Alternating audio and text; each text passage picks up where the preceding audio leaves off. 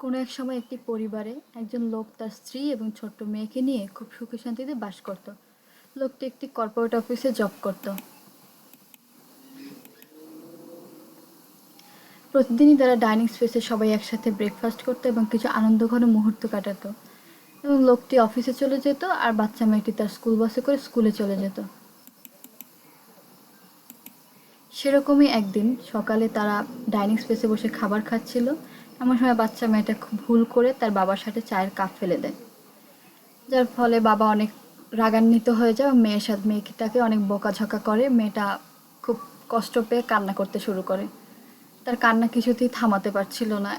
তখনই তার school bus চলে আসে তাকে নেয়ার জন্য।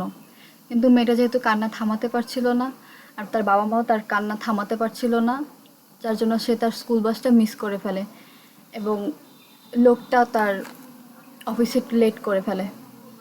পরবর্তীতে সে কী করে, বাস ওই তার শার্ট চেঞ্জ করে আসে এবং তাড়াহুড়ো করে তার মেয়েকে স্কুলে পৌঁছে দিতে যায়।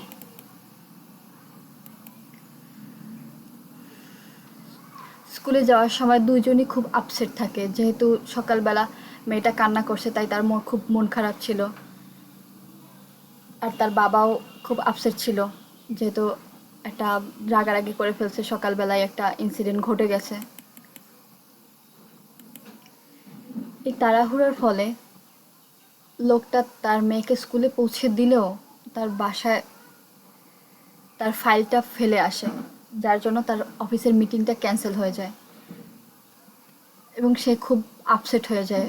এত তাড়াহুড়ো করে আসছে যেই ইম্পর্টেন্ট মিটিংটার জন্য, সেটার ফাইলটাই সে ভুলে বাসায় রেখে আসছে। এবার সে ওইখানে মিটিংটাও করতে পারলো না। বাসায় ফিরে এসে দেখে তার মেয়ে আগের দিনের মতো হাসি খুশি নেই, খেলা করছে না। তার স্ত্রীও আপসেট এবং সেও আপসেট। তিনজনের মনেই খুব খারাপ ছিল ওই দিনকার। কিন্তু ওই ঘটনা যদি ওইভাবে না ঘটে, সকালবেলা অন্যভাবে ঘটতো, লোকটা চায়ের কাপ ফেলার পরে বাচ্চাটাকে বুঝায় বলতো যে না বাবা, কিছু হয় না, কোনো সমস্যা নাই, তুমি স্কুলে যাও, আমি ড্রেসটা চেঞ্জ করে অফিসে চলে যাব। মেয়েটাও হাসি মুখে স্কুলে চলে যেত আর লোকটাও মনে করে ফাইল নিয়ে অফিসে চলে যেতে পারতো। তখন আর তাড়াহুড়োর কোনো ঘটনা ঘটতো না।